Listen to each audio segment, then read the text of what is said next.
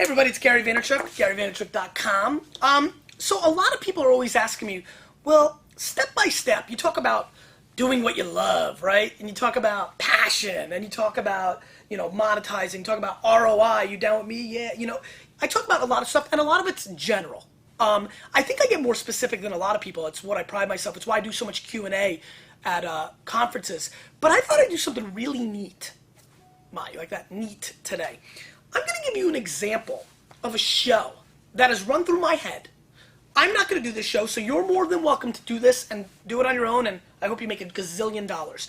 But I'm going to do a show and break down every element about the show and how you turn it into a business. This should be really neat. I'm really excited about this. I don't even know what's about to happen. It's been an idea running through my mind. My show is going to be this. It's going to be called the Baseball Card Hour. I thought of this. Ian, you can come in. Ian's prepping Wine Library TV. My idea is you would call it the Baseball Card Show, right? Or the Baseball Card Hour. And what you would do is 5 days a week, you would open up an old school pack of cards. Why I like this idea? Number one, I think the investment would be very minimal. Here's why.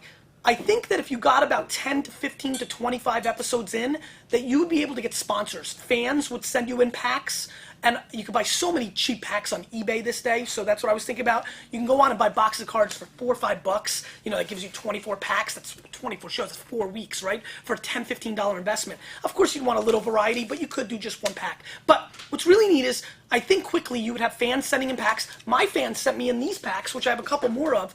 Ian, can you do me a favor, grab some of the boxes that I have back there? Sure. They're behind the couch. So a fan sent me, and that's how I started doing it on the show.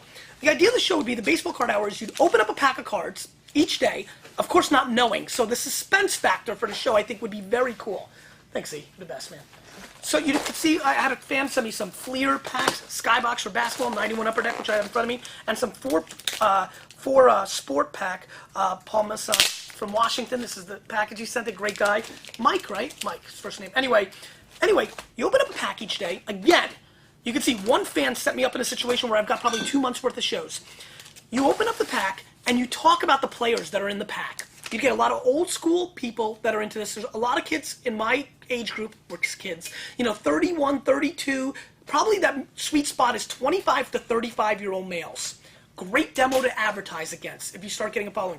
Much more broad than wine is than what I'm doing, because this is sports, really. For example, we're like, hey everybody, this is Gary Vaynerchuk for the Baseball Card Hour. Now again, I'm animated. You don't have to be. You could be, hey everybody, it's Tom Stevens again here for the Baseball Card Hour, and today we're going to be opening a pack of 1991 Upper Deck. Maybe you do a little homework. You'd say, 1991 Upper Deck was the third year for Upper Deck. They started in 1989. They were a company that revolutionized the baseball card industry because they were the first people to come out with packs that were over $2 a pack or $1 a pack. I remember it was probably like $2. You do some homework, right? You do some back end, which would be kind of neat. Ian, sit here and watch this as I do this show and see what you think of it. Anyway, so you do a little bit of that. It's kind of going to be weird though, because I'm not really going to do the show because I'm doing it this style where I'm breaking it down. But hey everybody, it's Gary Vaynerchuk, and this day on, let me start again. Hey everybody, it's Gary Vaynerchuk, and today we are doing on the Baseball Card Hour a pack of 1991 Upper Deck baseball cards. And Upper Deck hit the scene hard in 1989, came out of nowhere, a company, high quality, high glossy, we'd never seen anything like that before.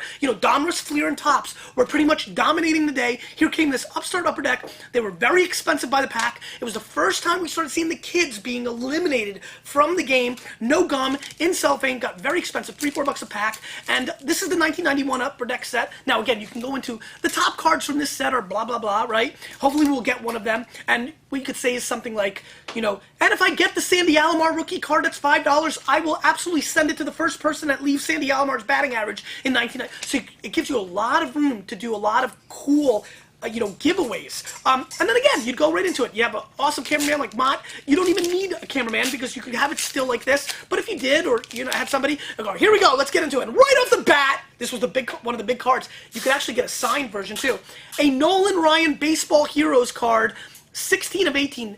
I know that they were, and what's really cool, you can go into something like this. He goes, collect all 9 Nolan Ryan baseball set cards, randomly inserted in packs. Find one of the 2,500 personally autographed Nolan Ryan cards. Now imagine right now I open this and this was one of them.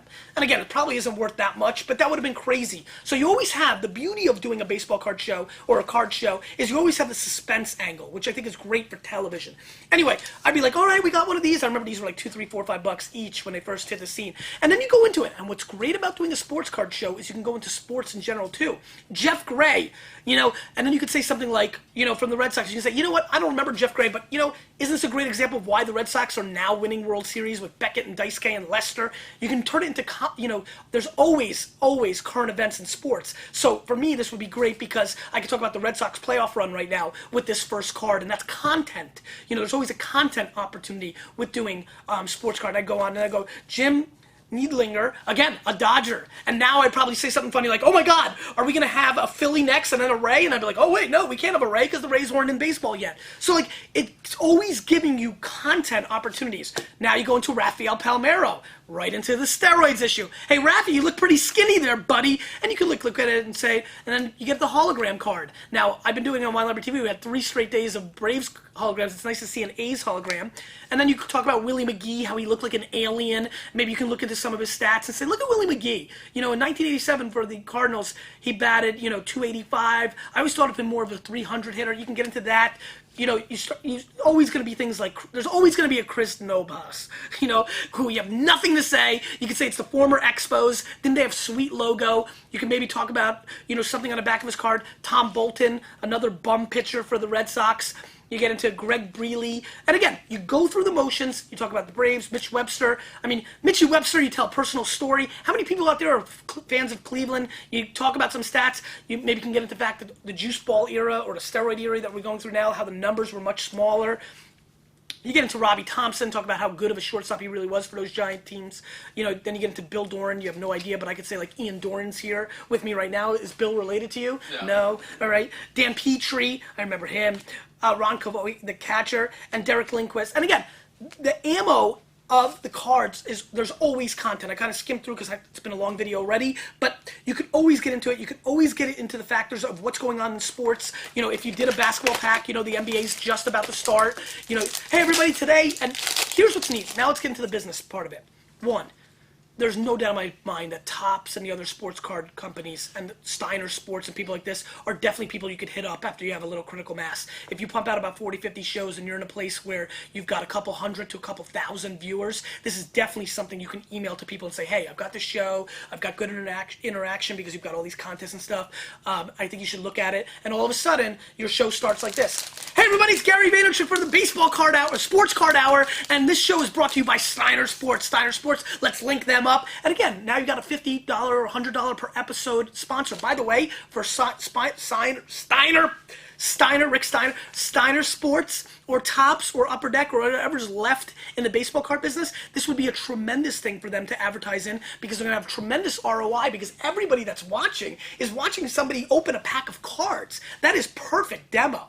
Understand? So anyway, hey everybody, it's Gary Vaynerchuk from the Sports Card Hour, brought to you by Steiner Sports. Steiner Sports, get into the game. All right, today we're opening Skybox $94.95, just like Upper Deck. Skybox came on the scene in '92. The Shaq rookie card was $100. They came with premium packs. They were the real big scene. We only had Hoops really doing anything before that. Let's open this pack. Let's see what's going on. And we've got Vincent Askew. He's above. John Starks. And right away, I would go.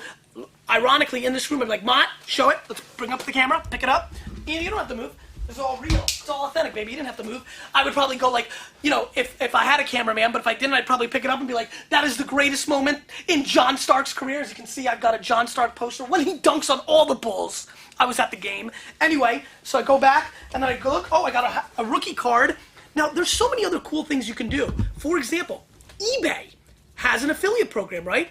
Every one of these cards, after you're done taping, let's say the Juwan Howard rookie card was still worth $2 because I know cards are really depreciated in value. But let's say it was, or if I got a Nolan Ryan signed, it might not be worth $500 like it used to be. But even if it's $20, I could, in theory, on this show, just like I do with Wine Library TV, have the wines link below at the end of the show saying, and if you want any of these cards, we're not going to sell them because we love them, but you can definitely get these on eBay, and then you can have the link with your affiliate link to the eBay auction, and you could sell maybe 20 or 30 bucks a day in cards, maybe even $2, but it all adds up. It's all cash flow revenue. You go through Horace Grant, how much you hated him. You can go back to the fact that he was in that picture, kind of cool. Then you can maybe even make like John Stark's dunk over Horace Grant, like crush him because you hated the Bulls with all your passion. And you get into Kevin Johnson, who's running for mayor now, and you just go through Reggie Miller, another guy, just not a good guy as a Knicks fan. So, a lot of angles and a lot of money to be made with the affiliate programs to eBay, the sponsorship to the show.